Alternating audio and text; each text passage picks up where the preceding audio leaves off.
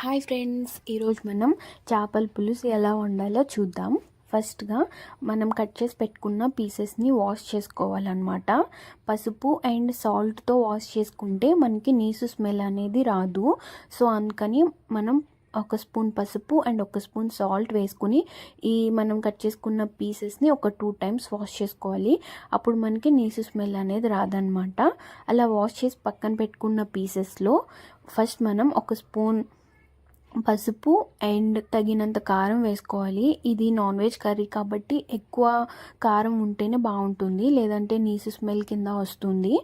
And అలాగే ఒక spoon తగినంత సాల్ట్ కూడా వేసుకుని ఆ పీసెస్ అన్నిటికీ మంచిగా పట్టేలాగా కలుపుకోవాలి. అలా కలుపుకొని ఒక 15 minutes పక్కన పెట్టేయాలి ఫ్రెండ్స్. ఆ తర్వాత ఒక ప్యాన్ తీసుకొని అందులో ఒక 3 spoons ఆయిల్ వేసుకోవాలి. ఇది నాన్ వెజ్ కర్రీ కాబట్టి ఆయిల్ ఎక్కువగా ఉంటేనే టేస్ట్ అనేది బాగుంటుంది. ఆయిల్ హీట్ అయినాక మనం ముందుగా కట్ చేసి పెట్టుకున్న ఆనియన్స్ని యాడ్ చేసుకోవాలి. మనం పొయ్యి మీద వండుతున్నాం కాబట్టి కుకింగ్ అనేది మనకు కొంచెం ఫాస్ట్గానే అవుతుంది. గ్యాస్ మీద అయితే కొంచెం టైం పడుతుంది అనమాట. సో మనం ఇలా బ్రౌన్ కలర్లో వచ్చే వరకు ఆనియన్స్ని ఉడికించాలి. వన్స్ ఇలా బ్రౌన్ కలర్లో వచ్చినాక మనం ముందుగా కట్ చేసి పెట్టుకున్న పచ్చిమిరపకాయలు అలాగే టమోటాలని కూడా యాడ్ చేసి కలుపుకోవాలి. ఇవి కూడా ఉడికే వరకు మనం ఒక 5 minutes ఉడికించాలి. మనం జనరల్గా మూత పెట్టుకొని కర్రీ వండితే కనుక మనకి కర్రీ అనేది టేస్ట్గా ఉంటుంది, అలాగే ఫాస్ట్గా కూడా మనకి కుకింగ్ అనేది అయిపోతుంది అనమాట. సో ఇవన్నీ ఉడికిపోయినాక మనం ముందుగా పక్కన పెట్టుకున్న పీసెస్ని కర్రీలో యాడ్ చేయాలి. జనరల్గా ఇది చేపల కర్రీ చాలా డిఫికల్ట్ అనమాట. అందరికీ టేస్ట్ అనేది కుదరదు. అన్నీ సరిపడా వేస్తేనే టేస్టీగా ఉంటుంది, లేదంటే మంచి టేస్ట్ అనేది రాదు. అన్ని కర్రీస్ లాగా కాదనమాట చేపల కర్రీ. సో మనం ఇలా పక్కన పెట్టుకున్న పీసెస్ని కర్రీలో యాడ్ చేసుకుని వీటిని ఒక 10 minutes వరకు ఉడికించాలి. జనరల్గా పొయ్యి మీద వండే చేపల కర్రీ చాలా టేస్టీగా ఉంటుంది నార్మల్గా గ్యాస్ మీద వండే కర్రీ కంటే. ఎందుకు అనేది రీజన్ తెలీదు, బట్ టేస్ట్ అయితే మాత్రం పొయ్యి మీద వండే చేపల కర్రీ చాలా బాగుంటుంది. ఇప్పుడు మనకి 10 minutes అయిపోయింది అనమాట. పీసెస్ ఆల్మోస్ట్ ఉడికాయి అనమాట. సో ఇప్పుడు మనం ప్రిపేర్ చేసేది చేపల పులుసు కాబట్టి దీనికి మనం వాటర్ యాడ్ చేసుకోవాలి. పీసెస్ మునిగే వరకు వాటర్ అనేది యాడ్ చేసుకోవాలి. మేమైతే 1.5 glass వాటర్ యాడ్ చేసాము. మళ్ళీ ఇలా యాడ్ చేసినాక పీసెస్ని స్లోగా మనం తిప్పుకోవాలి. తిప్పి దీన్ని మళ్ళీ ఒక 10 minutes వరకు ఉడికించాలి.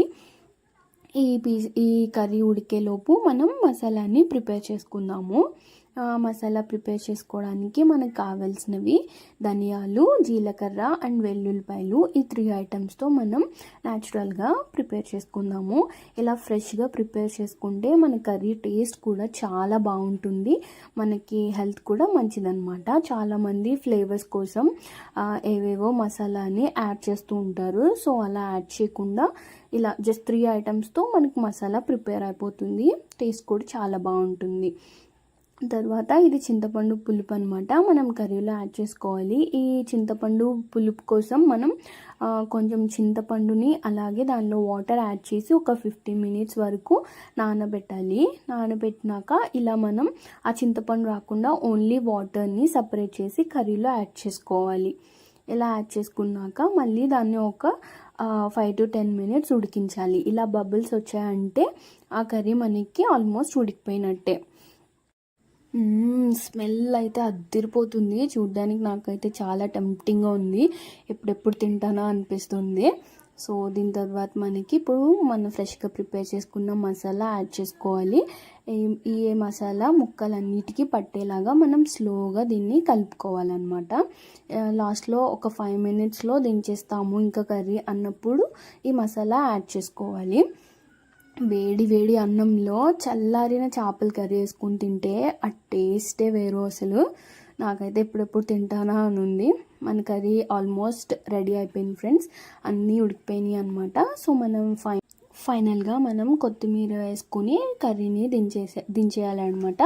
అయిపోయింది. ఇంకా కొత్తిమీర వేయగానే స్మెల్ ఇంకా పెరిగింది అండ్ చూడ్డానికి కూడా చాలా టెంప్టింగ్గా ఉంది కదా. నేనైతే ఎప్పుడెప్పుడు తింటానా అని వెయిట్ చేస్తున్నాను. సో మీరు కూడా ఇలాగే ప్రిపేర్ చేసుకోండి. లెంతీ ప్రాసెసే, బట్ టేస్టీ తినడానికి కొంచెం కష్టపడడంలో తప్పలేదు కదా. సో మీరు కూడా ట్రై చేయండి. Please like, share, subscribe. నేను నాషా.